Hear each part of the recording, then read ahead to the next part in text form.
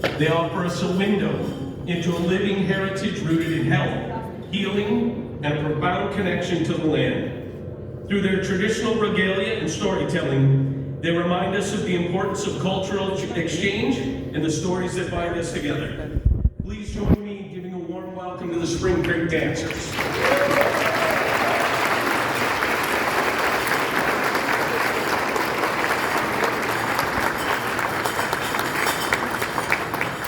Ani bonjour. Hello, Ani Kinoya. Hello, everyone. Good morning to everyone. Like we had our introduction, the Kib Seabass, Nimachik, Minoa, Ajavik, and Nagamuchik. So we're the Springcreek dancers and the Ajavik singers. So some of our people will be out shortly. I wanted to introduce ourselves and introduce my people, a little bit of history of this land and our relationship to it through place names. Okay. So this place here is Kikojuang is one name, and that's the Whirlpool River, or the Niagara River. We call it the Whirlpool River because the whirlpool at the base of the falls. So this whole length of this, on the top half of the falls, is Kikojuang Sea Bay, and that goes all the way to Fort Erie. And then Kakijuang is the falls itself, like the great waterfall itself. So our villages, we have many communities. Right now, where we are right now is some of our village sites. So on this site, the little villa or town of Chippewa is named after Anishinaabe, our people, the Mississaugas, and Ojibwe. And our villages kind of go all through the land. They kind of go all the way back out towards the back way, all the way out across the land to where the present-day Six Nations Reserve and the Mississaugas and the Credit First Nations. So that's adjacent to the town of Brantford and Bakersfield. So these lands here, people like us, the Mississaugas. Mississauga means where the river meets the lake, like the outlet river mouth. So we're the people who live by all the major river mouths. So the major river mouth here at Fort George and Fort Mississauga, our village was, the main village was right at Fort Mississauga at the river mouth. And if you take a canoe directly across, you land at the Credit River mouth. And that's where our second major village was the Mississauga's the Credit River. So Credit River Village, right at the river mouth, and in Toronto Islands. So from this side, you look across, you can see where the river mouth is and where our village is, looking back at each other. Now, when you go to the GTA to Toronto, look this way, you can't really see. But for our people, we go back and forth between the Credit River Village and the Fort Mississauga. We built the fort beside us, Fort Mississauga and Fort George. So we have many, our people were really mobile, so we had a lot of villages all over the place. So there's 13 major rivers, a lot of small areas as well that we resided upon. We're Three Fires Confederacy people, meaning we're a group of 38 nations, 34 clans, and the main ones are the Ojibwe, Odawa, and Potawatomi. So the Mississaugas were part of the Ojibwe nation. And the Ojibwe people, Mississauga people, we're keepers of the spiritual teachings and knowledge and things like that. The Ottawa or Odawa people are in charge of trade, sustenance, and economics. And the Potawatomi people are in charge of our fireplace, or our council, and our confederacy. So this area here is the first treaty in Canada. So the British Crown made the first treaty, pre-Confederation treaty. So before Canada was Canada, before the United States was the United States. The first treaty done in Canada was with us, the Mississauga people. So this was the Treaty of Niagara, 1781. So that's after the War of 1780 War, sorry. So yeah, and then the first agreements before the treaties were the wampum belts. So the Crown also had agreements with us with the wampum belts in 1764 in this area right here. And we held the Grand Council of all the Three Fires people. So all the Anishinaabe, so people that are also currently living far away, like the Sac and Fox, or the Zawake and Meskwaki people, the Menominees as well, people that are out in Iowa, Iowa, Wisconsin, Minnesota, North Dakota, a lot of people there. We hosted this place here to meet as nation to nation. So we have a long history here in this southern Ontario region, and currently there's 6 communities, 6 Mississauga communities. There's 1 community without a land base, or 1 group without a land base, and we have another maybe 5 or 6 communities where we reside on a First Nation with another group. So like, for example, Wissahickon First Nation has Mississaugas, Ojibways, some Powhatans and Odawas. In like Ozaril Island or Christian Island or Chimney has Ojibwe and Mississauga people and that sort of thing. So I want to share a little bit about, there's a lot of information to share. I don't even know where to begin, but I'm glad to be here. It feels good to be here again. I used to live here as well. I travel a lot. I reside in Mississauga of the credit community, and I'll introduce some of our dancers and singers very shortly. So the way we do things is we like to usually share songs and dances and things in honor. We usually get people to participate, so I don't know if we're going to be able to do that today, but I'll try a first opening dance in welcome to everybody. So Kidanamiko, welcome, and thank you for listening. So the first song I'm going to try is a storytelling dance from our men's traditional dances, and it's called the Sneak Up. So it's a storytelling dance, so people would come back and retell the stories of a hunt and things like that, or battle, or imitate an animal, or prepare to go for a hunt. So thank you. We wish.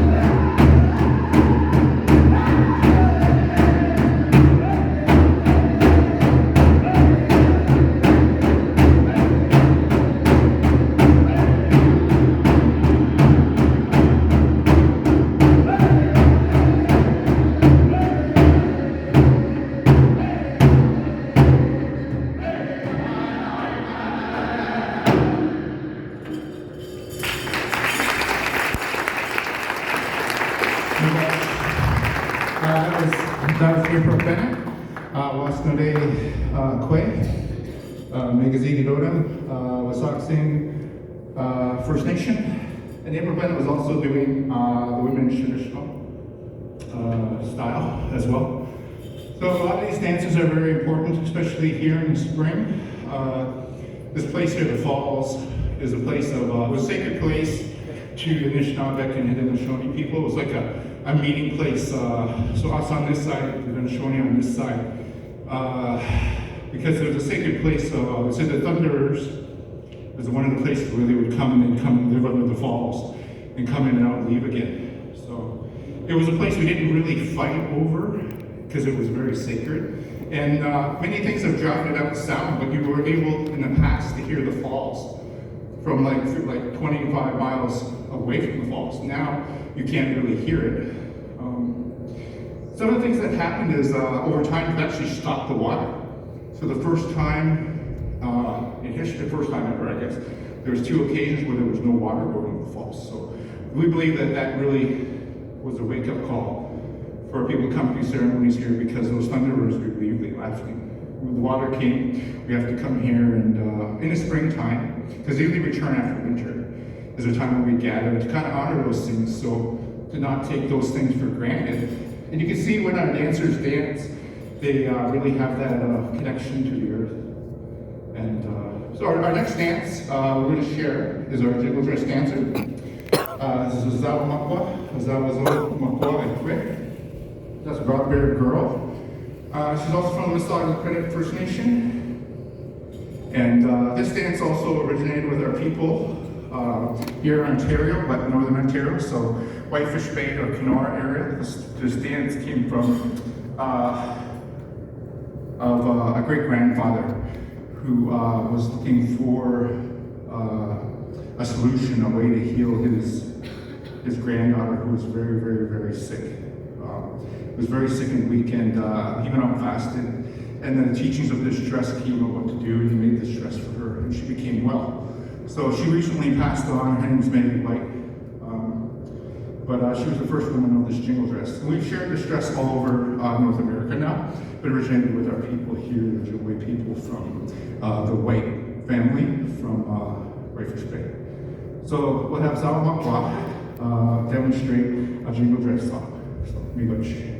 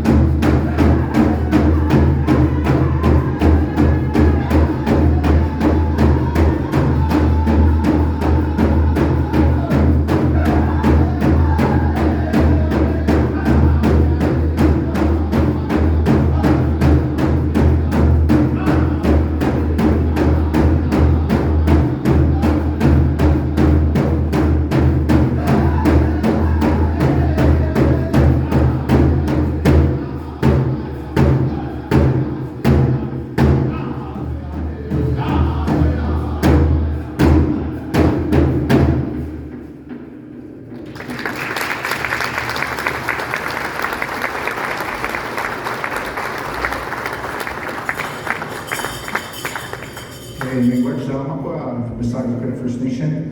Mississauga Credit First Nation, where our current community is also, it also has a name as well. Zibing is the name of our community in that region. So a lot of the places on the land, they have the name from the waterways or things that the land does, as opposed to us naming it. There's a few places, but not too many. It's generally what the land does or what the waterways do. So off of Niagara, Gamay, or Lake Ontario, like where we are now, you'll see the waterways come off, and all the lands on either side of the whole length of the waterway is usually the region. How we name things a little bit. So Pishinaganing is about the Grand River. So the current community is by the Grand River. And so that's the name of the area here, just like I was explaining about the Niagara River. The next dance we're going to have, we'll have our fancy shawl dancer come up to the stage. Christina Restool, she's going to do women's fancy. So this is one of our newest dances that we have, the men's and women's fancy. They've come about from our people touring and visiting different places and adding all the different dances that we have together, but also adopting movements from other dances as well. Then from there, it's come back around into our indigenous style. But it's also open to other things like through time, ballet, modern dance is added in. Some of the men's styles, they picked up breakdancing, hip hop, added it in there.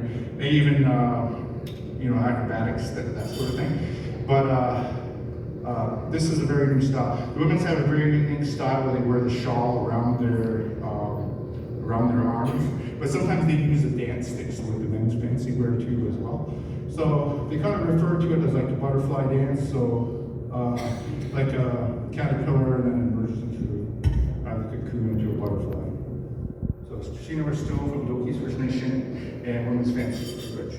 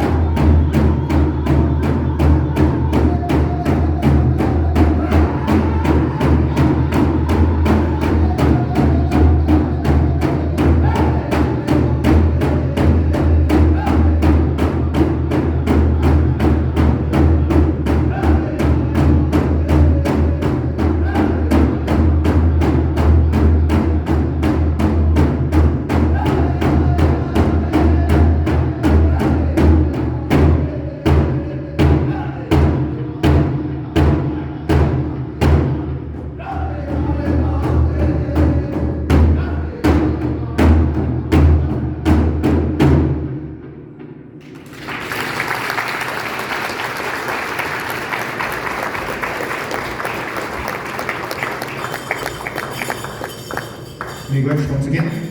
So the next dance we'll have Melissa come up, Melissa Greenberg, and she's also an Anishinaabe person as well. She's going to be demonstrating the hoop dance. Now the hoop dance is very old. It was very different in the early days. And then since it's so old, there was a time when I was younger, the elders were trying to figure out where it came from, because we had talked to people down in the southwest United States, because we heard it came from the Hopi people. And they heard it came from us, and it was that sort of thing that we were trying to figure out the origins of this dance. Because we used to make these hoops out of red willow. They would bend these hoops around and to make that sacred hoop. And originally it was just a men's dance, but now men, women, all ages do this dance. And it was a healing dance. And a lot of times our medicine people, when they would try and help the sick or diagnose the sick, they would do this dance. Sometimes it was just one hoop, sometimes two hoops. Now you see many, many different hoops, like up to, sky's the limit, 25 hoops, you know. But this dance, we know it as looking through the window dance. So as you see, when they pull up that hoop, they look through that hoop way. So the dancer may travel, some of the teachings is the dancer would travel to that spirit world in and out of these hoops to go and find a cure for illness or diagnose illness and things like that. And but it's a very popular dance now that we do all over, and all ages do it. But originally it had different use, and it's still going and it's still traveling. So the dancer may also show you different things that they've seen in their life. Maybe they draw a picture of an eagle. Maybe they do the sweat lodge or a flower. It's up to the dancer. It's very personal. These images will come out and they will show you different things that they've seen in their life. So let's say we invite Melissa for doing this and coming out today and joining us. So we're going to have a hoop dance demonstration by Melissa Greenberg, the Nautilus Singers. Very much.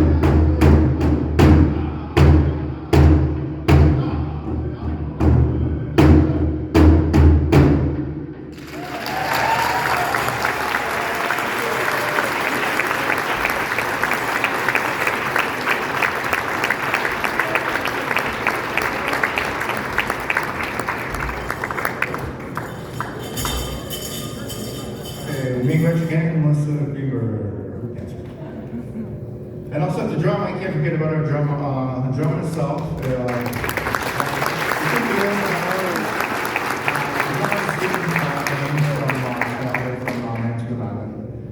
And it's the Ojibik. So in Mississauga territory, the Ojibik is the Niagara escarpment that starts from here and goes all the way towards past Milton. So 175 kilometers. So so the place that we lived away from the waters, we go up into the Ojibik. That's the name of that drum. So we have Nathan Roy, Wickham First Nation. You wave. We have Isaac here, Southern Nation, Mississauga Traditional Town. We have Elder there, two different teams. So say thank you once again. Melissa Greenberg.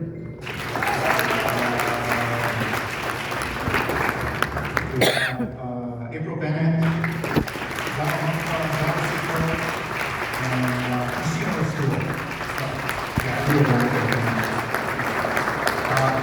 I was asked a little bit to say a little bit, some things they'd asked me to possibly bring up if I had any calls to action. There's so many.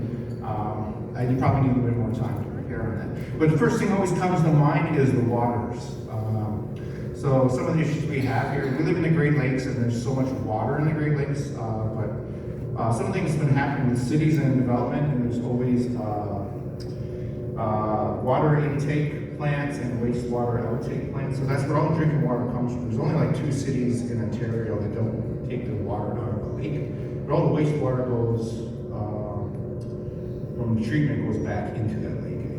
So what happened is the water levels of the lake are lowering. So it's becoming more and more like shallower, and temperature raises.